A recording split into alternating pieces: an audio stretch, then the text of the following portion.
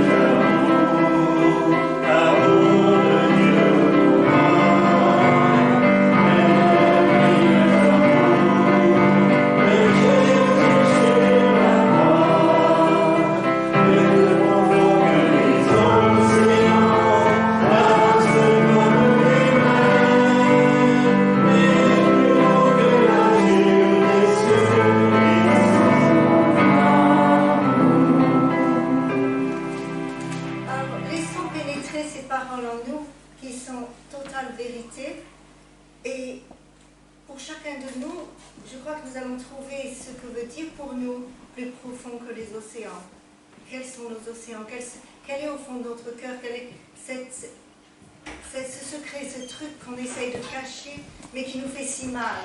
Plus profond que tout est l'amour de Jésus-Christ.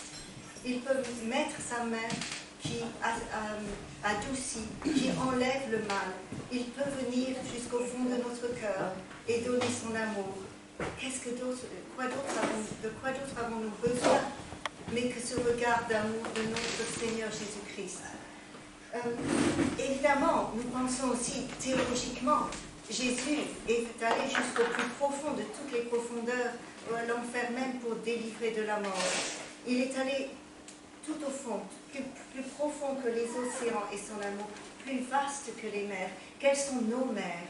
Qu'est-ce qui, jusqu'à l'infini, semble bloquer la lumière? Qu'est-ce qui nous empêche de voir la fin de nos troubles, la fin de ce fardeau, de nos devoirs, de tout ce qu'il y a à faire, dans ce méli-mélo de choses à faire, et on n'en voit pas la fin. Mais plus vaste que les océans, plus profond que les océans, plus vaste que les mers et son amour. Alors, de nouveau, pensons à Jésus-Christ. Et lui, dans sa lumière, dans sa bonté, dans son amour, va trouver comment délier ce qui semble insoluble, comment nous frayer ce chemin qui va nous donner la force de parcourir ce qu'il y a à parcourir et enlever tout ce qui est inutile. Il va être avec nous dans son amour. Et plus haut que l'azur des cieux. Alors, la hauteur, qu'est-ce qui nous bouche le ciel? Je ne sais pas, mais surtout on voit Jésus-Christ. Plus haut que l'azur des cieux, Jésus règne. Il est à la droite de Dieu en tant que notre intercesseur qui chaque jour rappelle à Dieu sa présence et la présence de son amour pour nous. Il est mort pour nous, il est à sa droite, il intercède pour nous. Et du haut des cieux, son amour se répand maintenant sur l'univers entier. La rédemption est maintenant donnée à tous ceux qui tournent leur regard, reçoivent ce rayon de lumière, la bonté de Dieu, son amour en Jésus-Christ. Il est notre grand prêtre. Il règne à tout jamais, de toute éternité. L'enfer n'est plus obscur, il est allé jusque dans l'enfer, il règne des cieux, voit toutes les petites choses comme les grandes, et s'est enveloppé dans son amour pour nous. Dieu avec nous, Dieu pour nous. C'est une merveilleuse nouvelle. Elle n'est pas nouvelle pour nous qui l'avons déjà entendue. Pourtant, ressaisissons-la comme nouvelle pour nous donner la force de la vie qu'il nous donne dans son amour, pour retrouver notre joie, notre paix. C'est quelque chose de merveilleux de repenser à cela, parce que parfois, tous ces bruits, ces océans de brouhaha, dès qu'on ouvre la télévision, et on en est toujours tenté, on est submergé. Mais l'amour de Jésus est bien plus vaste que tout ça et fait taire toutes ces inquiétudes. Nous pensons aussi au psaume, tout le monde connaît ces versets, c'est dans le psaume 139, les versets 7 à 12. Si quelqu'un le trouve avant moi, mais comme j'ai mis une marque, je suppose que je trouverai avant vous. Les versets 7 à 12. C'est le 139. Voilà. Est-ce que quelqu'un veut le lire bien fort? Si quelqu'un l'a? Peut-être que Ah, Christian, tu l'as? Non? Ok, je le lis. Où pourrais-je aller loin de ton esprit? Où pourrais-je fuir hors de ta présence? Si je monte au ciel, tu y es. Si je descends au séjour des morts, t'y voilà. Si j'emprunte les ailes de l'aube et que j'aille demeurer aux confins des mers, là aussi ta main me dirige, ton bras droit me tiendra. Et ça, c'est vraiment merveilleux. On pense à Jonas aussi qui voulait fuir. Et l'amour de Dieu n'a pas permis ça. L'amour de Dieu l'a retenu et il est allé le chercher au fond des mers et lui a pardonné. Car Dieu est pour nous. Il est avec nous, mais il est pour nous. Son désir est lui avec nous. Il ne veut pas nous accuser. Il veut nous donner la vie qui est la sienne, son projet pour notre vie. Et on sait que grâce à ça, la ville de Ninive a été sauvée. C'est pour nous et pour notre prochain, car nous sommes ses instruments pour notre bien et pour le bien du prochain, car il est un Dieu d'amour. Nous remettons ce temps au Seigneur dans la prière. Notre Seigneur, qui donc pouvons-nous avoir que toi? Tu es notre bien, notre tout. Tu es toute bonté et amour pour nous. Nous te remettons ce temps pour que tu apaises tous les tumultes et que tu nous parles dans ta grâce, Seigneur Jésus, toi qui as promis d'être parmi nous. Nous te prions de déposer un mot spécial, ton regard, ta main, quelque chose qui nous encourage pendant ce culte et qui nous tienne pour les jours qui viennent. Que nous ayons croisé ton regard, car c'est ce qui nous fait du bien. Nous te prions, Seigneur, de nous parler. Amen. Dans le psaume 119, les versets 97 à 106, et si vous avez des Bibles, je vous en prie, on fait comme d'habitude, tout le monde lit un petit peu. Donc, psaume 119, verset, j'ai dit, 97 à 106. Alors, Christian qui est là devant, est-ce que tu pourrais commencer? Combien j'aime ta loi, je la médite toute la journée. Le commandement me rend plus sage que mes ennemis, car je les ai toujours avec moi. Je suis plus avisé que tous mes maîtres, car je médite tes édits. J'ai plus d'intelligence que les vieillards, car j'observe tes ordonnances. Je retiens mon pied loin de tout mauvais chemin, afin de garder ta parole. Je ne m'écarte pas de tes lois, car c'est toi qui m'enseignes. Que tes paroles sont douces à mon palais, plus que le miel à ma bouche. Grâce à tes décrets, je deviens intelligent, c'est pourquoi je déteste toute voie de mensonge. Ta parole est une lampe à mes pieds et une lumière sur mon sentier. Je jure et je tiendrai d'observer la loi de ta justice. Merci beaucoup. Et nous chantons « T'aimer Jésus, te connaître ».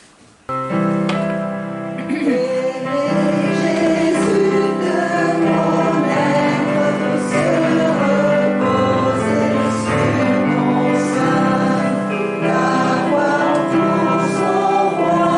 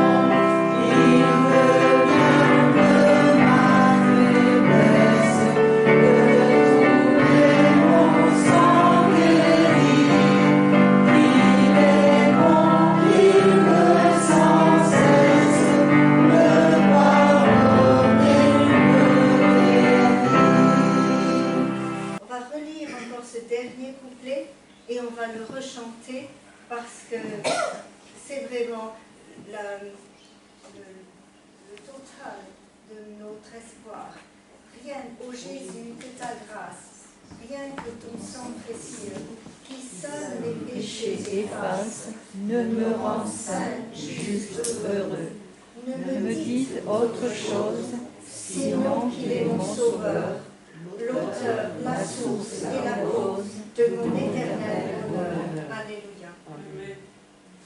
Rien, ô Jésus, que ta grâce, rien que ton sang précieux, qui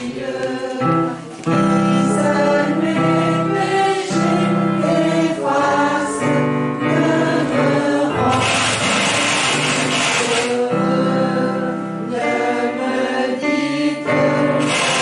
me dites autre chose, sinon qu'il est mon sauveur, l'auteur, la source et la cause de mon éternel bonheur. Nous continuons en lisant la parole de Dieu dans Deutéronome au chapitre 6, versets 1 à 6. Deutéronome, chapitre 6, versets 1 à 6. Et je demanderai à qui aura le premier. Je vois que Catherine là, Oui. tu pourrais le lire bien fort, Oui. merci. Voici les commandements, les lois et les ordonnances que l'Éternel votre Dieu a commandé de vous enseigner, afin que vous les mettiez en pratique dans le pays dont vous allez prendre possession, afin que tu craignes l'Éternel ton Dieu en observant tous les jours de ta vie, toi, ton fils, le fils de ton fils, toutes ces lois et tous ces commandements que je te prescrirai, et afin que tes jours soient prolongés. Tu les écouteras donc, Israël, et tu auras soin de les mettre en pratique, afin que tu sois heureux et que vous multipliez beaucoup. Comme te l'a dit l'Éternel, le Dieu de tes pères, en te promettant un pays où coule le lait et le miel. Écoute, Israël, l'Éternel notre Dieu est le seul Éternel. Tu aimeras l'Éternel ton Dieu de tout ton cœur, de toute ton âme et de toute ta force. Et ces commandements que je donne aujourd'hui seront dans ton cœur. Merci beaucoup. Et puis, deuxième lecture biblique, Marc au chapitre 12, Marc 12, versets 28 à 34. De nouveau, une personne qui l'aura de près sous ses yeux avec une bonne voix. Est-ce que Geneviève là? Oui. Alors, merci beaucoup. Marc 12, versets 28 à 34.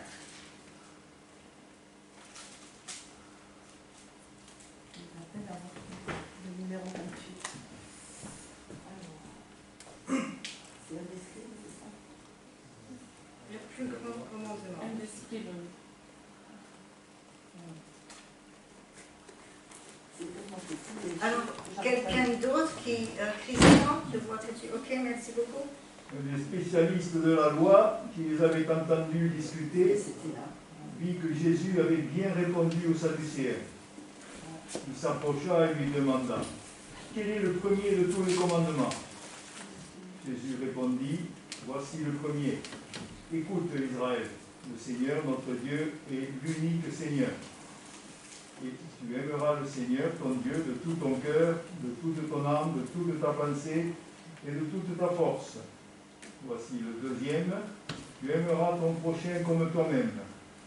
Il n'y a pas d'autre commandement plus grand que cela. » Le spécialiste de la loi lui dit « Bien, maître, tu as dit avec vérité que Dieu est unique, qu'il n'y en a pas d'autre que lui, et que l'aimer de tout son cœur, de toute son intelligence et de toute sa force, et aimer son prochain comme soi-même, c'est plus que tous les holocaustes et tous les sacrifices. Voyant qu'il avait répondu avec intelligence, Jésus lui dit, tu n'es pas loin du royaume de Dieu. Personne n'osa plus lui poser de questions. Merci beaucoup. Et un dernier texte dans Hébreux, au chapitre 7, les versets 21 à 38. Aussi, j'aimerais que ce soit une personne qui le lise. Hébreux 7, versets 21 à 38. Tandis que les Lévites sont devenus sacrificateurs sans serment, Jésus l'est devenu avec serment par celui qui a dit « Le Seigneur a juré et il ne se repentira pas. Tu es sacrificateur pour toujours, selon l'ordre de Melchisédek. » Jésus est par cela même le garant d'une alliance plus excellente. De plus, il y a eu des sacrificateurs en grand nombre, parce que la mort les empêcherait d'être permanents. Mais lui, parce qu'il demeure éternellement, possède un sacerdoce qui n'est pas transmissible.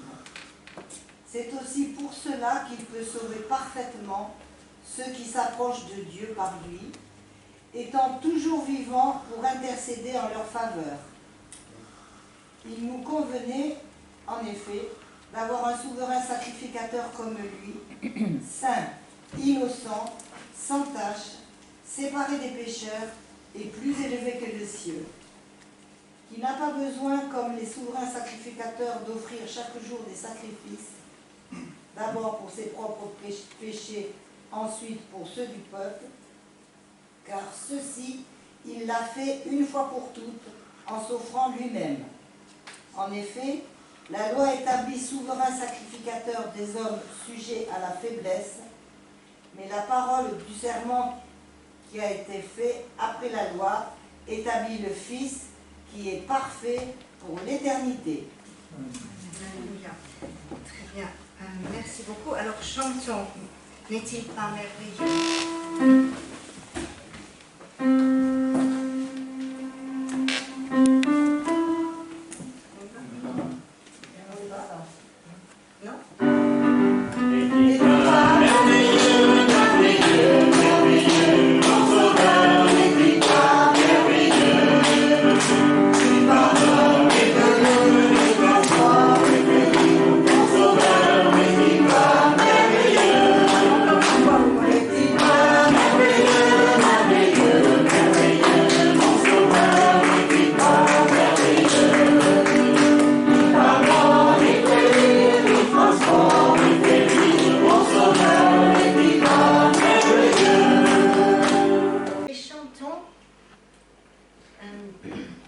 Dans le monde entier, le Saint-Esprit agit.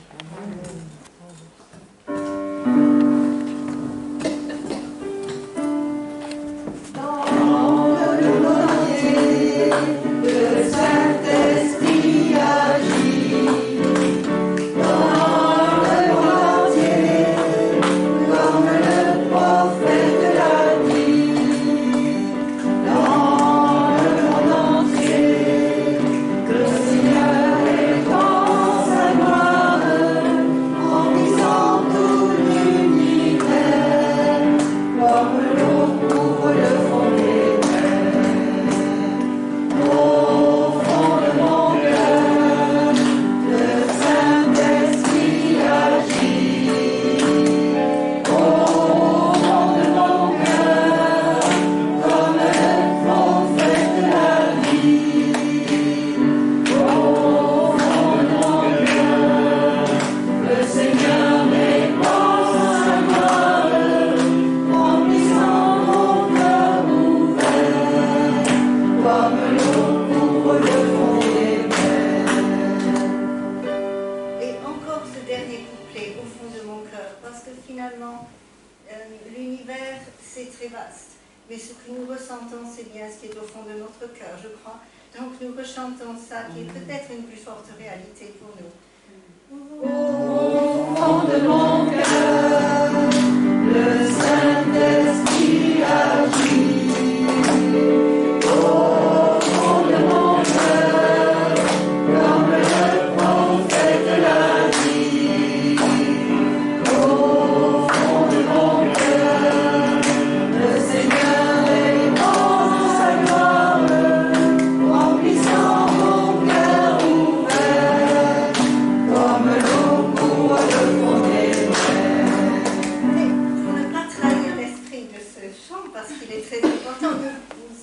commencerons par le premier couplet que nous rechanterons, parce que c'est bien tout de même que dans l'univers entier que le Seigneur Jésus règne.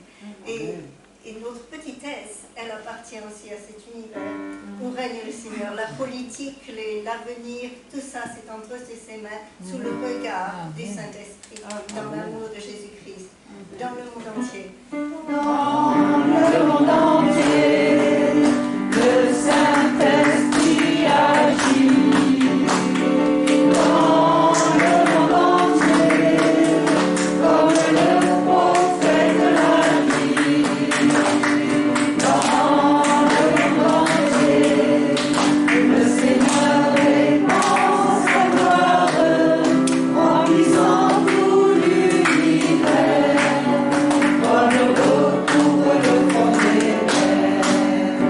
Alléluia. Et notre titre, Jésus-Christ, grand prêtre pour l'éternité.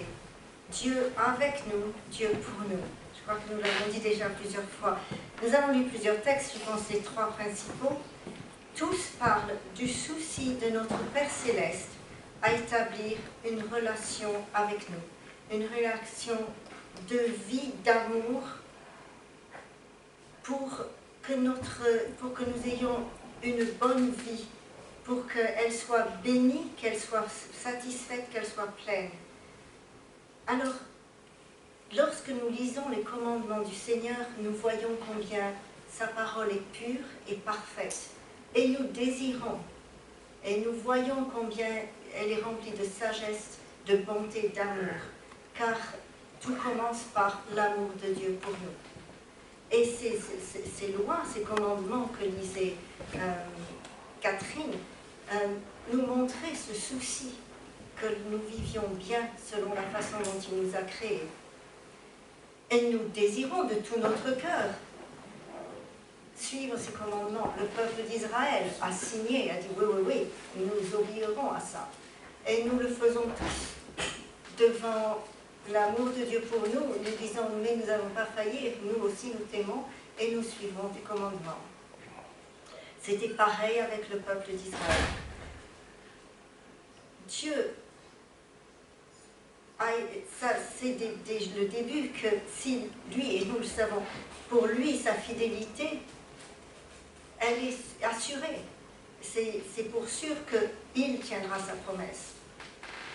Mais notre Dieu savait dès le début, et nous ne condamnait pas pour cela, mais que nous ne serions pas capables de tenir notre promesse. Et donc tout de suite, il a établi une façon de redresser la barre, de retrouver ce lien avec nous, dont nous avons besoin, et qu'il aime avoir avec nous. C'est toujours une relation d'amour, parce qu'il est notre Père.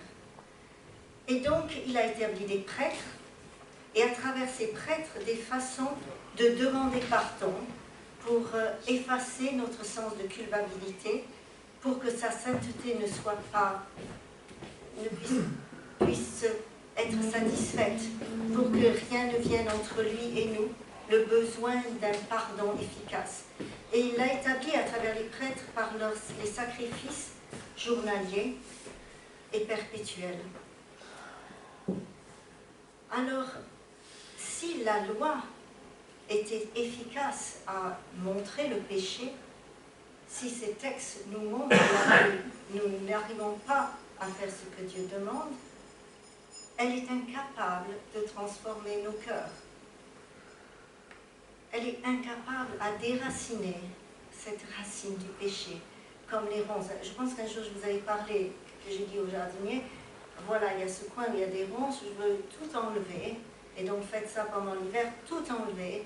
Et cet endroit où mon chien aime s'installer, ce sont des fleurs, on va transporter tout ça et on va mettre là-bas. Le jardinier m'a dit, oui, c'est une bonne idée, mais les ronces reviendront. Nous ne sommes pas capables d'enlever ces ronces qui nous font pécher. Nous voulons le bien, mais nous faisons le mal. On sait que Paul l'a dit dans Romains. Je ne suis pas la première à le dire, et je crois que dans notre cœur, c'est ce que nous voyons. La loi est donc inefficace à transformer notre cœur, nos pensées, notre volonté. Alors Jésus vient. À Nicodème, il dit, il faut que vous naissiez de nouveau. Il faut naître d'en haut, naître d'eau et d'esprit. L'eau qui lave et aussi qui transporte la vie. L'esprit, cet esprit que Dieu a mis tout d'abord dans l'être humain quand il l'a créé, il a soufflé dans son nez et l'homme est devenu vivant. Cet esprit qui vient de Dieu, qui est la vraie vie, car elle vient du Père, mais elle doit être restaurée. Il faut que vous naissiez de nouveau. Pour ceux qui entendaient ça à l'époque, c'était un mystère. Et c'est encore un mystère pour nous. Et c'est par grâce que notre cœur s'ouvre à ce que cela veut dire, car ce n'est pas quelque chose d'humain. C'est l'Esprit de Dieu lui-même, c'est un don de Dieu qui s'installe dans notre cœur et commence à nous dire au Père et à nous expliquer sa parole. Aux pharisiens, experts des Écritures, Jésus résume les commandements, car ils sont venus lui demander comment lui voit les choses. Car ils étaient satisfaits, c'est rare, hein, ils étaient satisfaits de ce qu'ils avaient entendu avant. Alors ils ont osé lui demander, en pensant, nous on comprend ça encore mieux que lui, on va pouvoir ajouter quelque chose à ça. Mais Jésus, parce que c'est leur truc, ils en ajoutent toujours pour être sûrs de ne pas pécher. Alors ils ont ajouté beaucoup de commandements, beaucoup de fardeaux, pour être sûrs de ne pas enfreindre la loi. Et Jésus ne refuse d'en mettre un commandement plus haut qu'un autre, car ils sont tous dans le même ciment. L'un va avec l'autre, on ne peut pas en prendre un plus qu'un autre, car ce ciment c'est l'amour de Dieu. Et Jésus résume les commandements en disant, tu aimeras le Seigneur ton Dieu. C'est tout d'abord ça, car Paul, dans ces gens qui nous rappellent, il nous a aimés le premier, c'est pour ça que nous l'aimons. Aimer Dieu, car il nous aime. Aimer Dieu de tout son cœur, de toute son âme, de toute sa pensée et de toute sa force. Ce Dieu qui est notre Dieu, le seul Dieu. Et le second qui lui est semblable, dont il découle, qui en parlait là dans son témoignage. Je pense que c'était peut-être, excuse-moi, Rebecca. Et le second qui lui est semblable, tu aimeras ton prochain comme toi-même. Et les pharisiens sont satisfaits, mais à cela, ils savent qu'ils ne peuvent atteindre. C'est bien, ils ont essayé tout cela. Alors ils disent, ah oui, mais c'est très bien, oui, ça c'est très bien dit, bravo, tu as bien dit, c'est bien cela. Comme si ils avaient besoin de donner un jugement et une note à la parole du Seigneur Jésus. De nouveau, c'est quelque chose que nous faisons. Et j'ai toujours un peu peur de vous parler, parce qu'il me semble que la parole de Dieu est tellement pure et efficace et parle tellement clairement que je ne veux surtout pas aller plus loin et je demande au Seigneur de garder mes paroles, qu'elles n'aillent pas plus loin de sa propre pensée. Et Jésus vient et parle de vivre par l'Esprit, d'une vie d'amour qui vient du Père, mais que nous devons porter au Père, car lui fera couler cet amour à travers nous. Nous ne sommes pas capables d'aimer. Une vie par l'Esprit, la vie de l'amour du Père. Jésus parfois compare les pharisiens qui ont ajouté tellement de lois pour essayer de ne pas enfreindre la loi. Et parfois, nous chrétiens, nous faisons la même chose. Nous mettons tellement de il faut. Il ne faut pas. Tout cela, comme si le chemin du Seigneur devait être protégé. Or, Jésus-Christ est toute puissance, il est Dieu et le Père Céleste. Il ne veut pas mettre plus de barrières entre nous et lui, il veut l'inverse. Il veut la pureté, la simplicité de son amour qu'il démontre tout autour de nous, par les saisons, par toutes ces choses qui peuvent nous attirer à venir à genoux et dire je suis incapable, viens à moi. C'est seulement ça qu'il désire. Et alors cet amour va couler, de cette adoration du Père, va couler l'amour de Dieu à travers nous. Ces pharisiens, ils les comparent à des tombeaux blanchis, vous savez, c'est-à-dire on apparaît tout bien, avec tout un tas de choses que l'on dit qui semblent très bien. Et on se montre, on espère que nous nous montrons au monde blanc, pur, bien qu'à l'intérieur, parfois et souvent, c'est pour camoufler un manque, quelque chose dont nous avons soif, mais que nous n'avons pas. Cette noirceur de la mort, le tombeau. Une autre façon que nous avons, c'est nous désirons être bien, nous désirons aimer Dieu, nous désirons beaucoup de choses, mais nous n'osons pas complètement le laisser rentrer en nous. Nous voulons par notre force y arriver, car nous avons confiance en nous. Nous voulons garder cette confiance, ce maintien des choses dans nos mains, dans notre pensée, dans notre intellect. Nous voulons contrôler nos vies, nous voulons continuer à être en contrôle. Donc, il y a tellement de choses que nous voulons, par notre volonté, pas encore transformée et complètement donnée au Seigneur Jésus. Et une façon de le faire, c'est de voir la paille dans l'œil de l'autre, de montrer la faute chez l'autre, dans l'espoir qu'on ne voit pas la nôtre, dans l'espoir de camoufler, que le regard soit détourné, qu'on regarde la personne d'à côté, et qu'on pense que si on dit ces choses vraies sur les autres, c'est parce que nous on est mieux. On espère que ça va marcher. Or, très souvent, nous le ressentons, ça ne marche pas du tout, ça fait ressortir le défaut que nous avons de dire du mal des autres. Les pharisiens étaient ainsi, et malheureusement, nous sommes parfois exactement pareils. Alors, ayons la simplicité de venir, même si l'on est chrétien, de venir encore et encore et encore à genoux et dire, Père, oh, non, c'est pas encore ça. Encore une fois, j'ai repris le dessus. Encore une fois, j'ai repris ma vie dans ma main. J'ai repris tout ça. Excuse-moi, pardon Seigneur, toi qui es toute lumière, qui es toute bonté. Pardon, viens dans mon cœur. Que ton amour pénètre tout au fond de ce cœur en peine. Parce que souvent, c'est exactement ça. Et il y a un espoir. Parce que Jésus-Christ règne à tout jamais éternel. Et ses promesses d'être avec nous, de nous pardonner, d'être auprès du Père, pour que nous ayons la vie éternelle avec lui. Et je souligne cette idée d'éternité. Il n'est pas seulement venu sur la terre pour nous donner un enseignement qui nous fasse bien vivre sur cette terre. Absolument pas. Il a écrasé la mort. Il a déraciné la mort pour nous donner la vie éternelle auprès du Père. Parce qu'il nous aime d'un amour éternel, pour nous avoir auprès de lui. Et c'est ce qu'il va nous dire à chaque fois que nous revenons à lui et disons, pardon Seigneur Jésus, j'ai encore café, j'ai encore fait quelque chose qui était de moi, qui ne venait pas de toi. Je me suis mis d'abord en avant, au lieu de te mettre en avant. Pardon Seigneur Jésus. Il va me dire, mais je sais, je t'aime d'un amour éternel. Et je vais transformer ton cœur, car il nous donne cette promesse. Nous allons encore lire 2 versets, puis j'en aurai fini. Je regarde dans le chapitre 10 des Hébreux. C'est en raison de cette volonté de Dieu que nous sommes purifiés du péché, grâce au sacrifice de son corps que Jésus-Christ a offert une fois pour toutes. Par une offrande unique, il nous a rendus parfaits pour toujours. Il a rendu parfaits pour toujours ceux qui purifient du péché, c'est-à-dire ceux qui lui donnent leur vie et lui font confiance, croient en son amour. Il a rendu parfait pour toujours ceux qui purifient du péché. Et Paul nous le rappelle aussi dans les différentes lettres.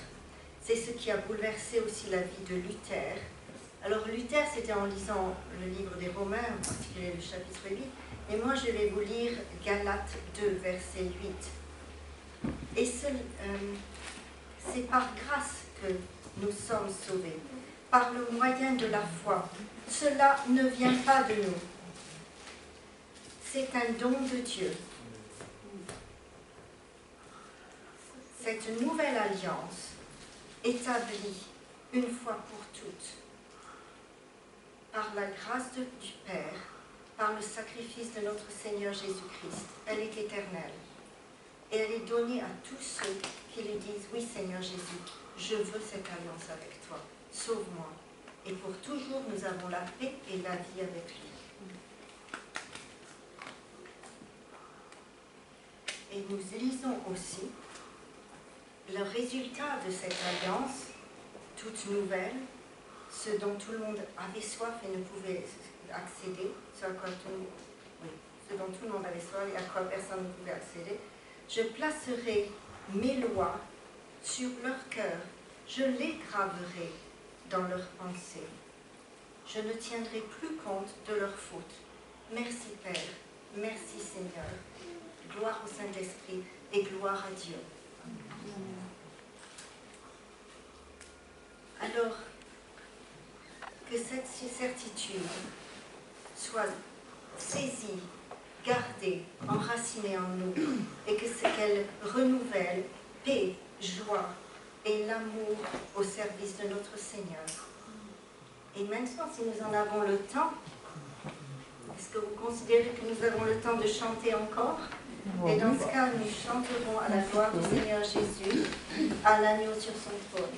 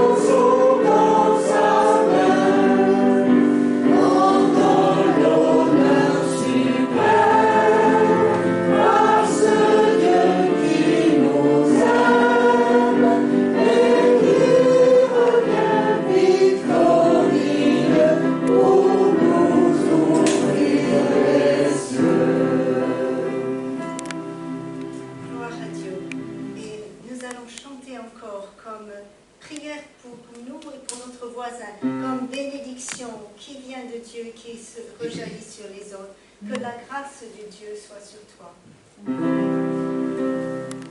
La grâce de Dieu soit sur toi. Pour t'aider à marcher dans ses voies. Reçois tout son pardon et sa bénédiction.